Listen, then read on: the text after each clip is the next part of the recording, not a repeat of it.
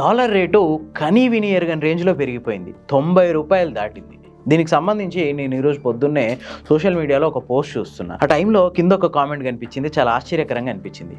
ఇంతక కామెంట్ ఏంటంటే, నేను ఇండియాలో ఉంటా, నేను రూపాయల్లో ఖర్చు పెడతా, నేను అమెరికా పోరను, నాకు అమెరికాతో సంబంధం లేదు, నాకు డాలర్లతో సంబంధం లేదు, డాలర్ రేటు పెరిగితే నాకేంది, తగ్గితే నాకేంది, ఆ తర్వాత జైహో సంథింగ్ అని ఏదో పెట్టిండు. ఆ కామెంట్ చూసిన తర్వాత నా మైండ్ ఒక్కసారి బ్లాక్ అయిపోయింది. అంతేకాదు, ఆ కామెంట్కి 400-500 లైకులు వచ్చినాయి. దాన్ని చూస్తే అర్థమయ్యేది ఏంటంటే, సమాజంలో చాలామంది ఇదే అభిప్రాయంతో ఉంటారేమో అని అనిపించింది. ఆ తర్వాత నాకు ఈ వీడియో చేయాలనిపించింది. వాస్తవానికి డాలర్ రేటు పెరగడం, తగ్గడం ఇట్లాంటి విషయాల వల్ల మన నిత్య జీవితం మీద ప్రభావం ఉంటుంది. సామాన్యుని నుంచి ఒక బిగ్ షాట్ వరకు ప్రతి ఒక్కరూ దీనివల్ల ఎఫెక్ట్ అవుతారు. ఆ ఎఫెక్ట్ ఎట్లా ఉంటుంది?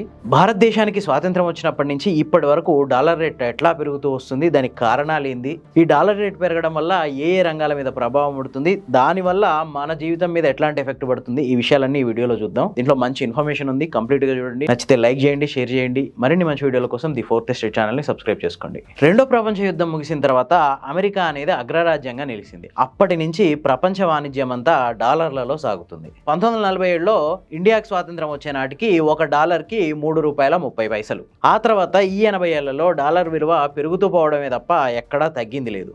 కొన్నిసార్లు డాలర్ విలువ తగ్గినా అది టెంపరీ, మళ్ళీ తర్వాత పెరిగేది. ఒకసారి ఈ టేబుల్ చూడండి. 1947లో ₹3.30 ఉన్న డాలర్ వాల్యూ 2025కి వచ్చేసరికి ₹90కి చేరింది. అది గ్రాడ్యువల్గా ఎలా పెరుగుతూ వస్తుంది అనేది మీరు ఈ టేబుల్లో చూడొచ్చు. భారతదేశానికి ఇండిపెండెన్స్ వచ్చే నాటికి రూపాయి విలువ స్థిరంగా ఉండేది. దీనికి రీజన్ ఏంటంటే, భారతదేశంతో ప్రపంచానికి పెద్దగా వాణిజ్య సంబంధాలు లేవు. అంతేకాదు, మన దేశ ఆర్థిక వ్యవస్థ కూడా చాలా చిన్నది. దానివల్ల మనకు డాలర్తో మారకం అనేది చాలా తక్కువ ఉంది. అందుకే రూపాయి విలువ అనేది కాన్స్టెంట్గా ఉంది. కానీ ఆ తర్వాత భారతదేశం ప్రపంచ దేశాలతో వాణిజ్యం మొదలు పెట్టడం, 1960-1970లో వచ్చిన పెట్రోలియం సంక్షోభాలు, 1980లో విదేశీ అప్పులు పెరగడం, 1991లో ప్రపంచ ఆర్థిక సంక్షోభం, ఆ తర్వాత మార్కెట్ ఆధారపు మార్కెట్ విలువ ఇది ప్రవేశించడంతో రూపాయి విలువ ప్రతిసారి ఏంటంటే, ఈ అంతర్జాతీయ మార్కెట్ సంక్షోభాలు వాటిల్లో అలజడులకు అనుగుణంగా మారుకుంటూ వస్తుంది. రూపాయి విలువ పడిపోతే ప్రభుత్వం, ప్రజలు, మార్కెట్ ఇట్లా ప్రతి ఖర్చు పెరిగిపోద్ది. పెట్రోల్ నుంచి మొబైల్ ఫోన్ల వరకు, పేదవాడి బడ్జెట్ నుంచి మధ్యతరగతి వాళ్ళ సేవింగ్స్ వరకు రూపాయి బలహీనపడడం అనేది డైరెక్ట్గా మన జీవితాల మీద ఇంపాక్ట్ చూపిస్తుంది. రూపాయి విలువ తగ్గడానికి కారణాలు ఏందో చూద్దాం. ఫస్ట్, దిగుమతులు. భారతదేశం పెద్ద ఎత్తున దిగుమతులు చేసుకుంటుంది. ఇందులో ఎక్కువగా ఉండేది ఏంటంటే ఆయిల్, ఎలక్ట్రానిక్స్, గోల్డ్. ఇవన్నీ మనం డాలర్లనే కొనాలి. అవి కొనాలంటే మన దగ్గర డాలర్లు ఉండాలి. డాలర్లు లేకపోతే మనం ఆ డాలర్లను కొనుక్కోవాల్సిన పరిస్థితి ఉంటుంది. సో ఎప్పుడైతే మనకు డాలర్లు ఎక్కువ కావాల్సి వస్తుందో వాటి డిమాండ్ పెరుగుద్ది, వాటి వాల్యూ పెరిగిపోద్ది. నెక్స్ట్, విదేశీ పెట్టుబడులు. అంతర్జాతీయ మార్కెట్లలో ఏదైనా అలజడులు రాగానే వేరే దేశాల నుంచి వచ్చి మన దేశాల్లో పెట్టుబడులు పెట్టిన చాలామంది ఇన్వెస్టర్లు ఏం చేస్తారంటే, ఆ డబ్బును ఉపసంహరించుకుంటుంటారు. అట్లాంటి టైంలో కూడా డాలర్ రేటు పెరిగిపోద్ది, రూపాయి రేటు పడిపోద్ది. తర్వాత ఆయిల్ రేట్లు పెరగడం.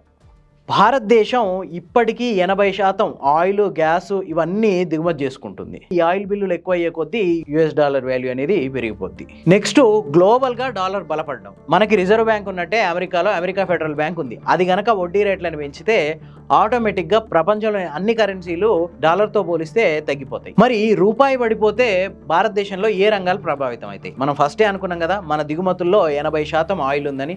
సో ఆయిల్ రేట్లు, ముడి చమురు రేట్లు అనేవి విపరీతంగా పెరిగిపోతాయి. దానివల్ల పెట్రోల్ రేటు పెరుగుద్ది, డీజిల్ రేటు పెరుగుద్ది, గ్యాస్ రేటు పెరుగుద్ది. వీటన్నిటి వల్ల భారతదేశంలో ప్రతి వస్తువు రేటు పెరుగుద్ది. ఎందుకంటే ఈరోజు ట్రాన్స్పోర్టేషన్ అనేది పూర్తిగా డీజిల్ మీద ఆధారపడి ఉంది కాబట్టి. నెక్స్ట్, ఎలక్ట్రానిక్స్, మొబైల్ ఫోన్లు, గోల్డ్. మొబైల్ ఫోన్లు, ల్యాప్టాప్లు, ఈ ల్యాప్టాప్ల్లో వాడే చిప్పులు, ఎలక్ట్రానిక్ వస్తువులు, వీటిల్లో కూడా మనం ఆల్మోస్ట్ 70% వేరే దేశాల నుంచే దిగుమతి చేసుకుంటున్నాం.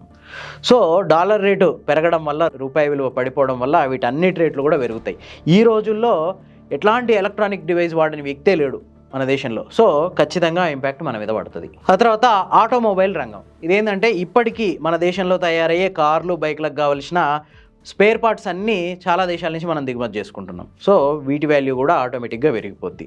ఇక విదేశాల్లో చదువులు. USA, UK, కెనడాల్లో మన పిల్లల్ని చాలా మందిని పంపించి చదువుతుంటాం. డాలర్ రేటు పెరిగిపోయినా కొద్దీ మనం వాళ్ళకి పంపించే డబ్బుల ముచ్చట కూడా పెరిగిపోతుంటుంది. కాకపోతే ఇక్కడ ఒకే ఒక పాజిటివ్ పాయింట్ కనిపిస్తుంది. అదేంటంటే, విదేశాల్లో మన పిల్లలు చాలామంది ఉద్యోగాలు చేస్తుంటారు కదా, వాళ్ళు మనకి పంపే డబ్బు వాల్యూ పెరిగిపోద్ది. కానీ అది ఫైనల్గా ఇక్కడ ఉన్న సామాన్యునికే నష్టం చేస్తుంది. ఈ విదేశాల నుంచి వచ్చే డబ్బు, విదేశాల్లో మనోళ్ళు పనిచేసి ఇక్కడ అక్కడికి పంపించే డబ్బు ఎక్కువగా రియల్ ఎస్టేట్, భూముల కొనుగోలు ఇట్లాంటి రంగాలలోనే పెట్టుబడులు పెడుతున్నారు. దీనివల్ల సామాన్యునికి ఈరోజు ఒక గుంట భూమి, ఇల్లు కట్టుకోవడానికి ఒక గుంట భూమి గగనమైపోయే పరిస్థితి వచ్చింది. సో ఫైనల్గా చెప్పేది ఏంటంటే, రూపాయి విలువ పడిపోవడం అంటే జస్ట్ కరెన్సీ రేటు తగ్గిపోవడం కాదు, మన నిత్య జీవితం ఇంకా ఎక్స్పెన్సివ్ అయిపోవడం. మరి దీనికి పరిష్కారం ఏంటంటే, ఫస్ట్ ఎగుమతులు పెంచాలి, విదేశీ పెట్టుబడులు మనకు రావాలి, దేశీయ ఉత్పత్తులు మెరుగుపడాలి. అప్పుడే డాలర్ రేట్ అనేది అదుపులో ఉంటుంది.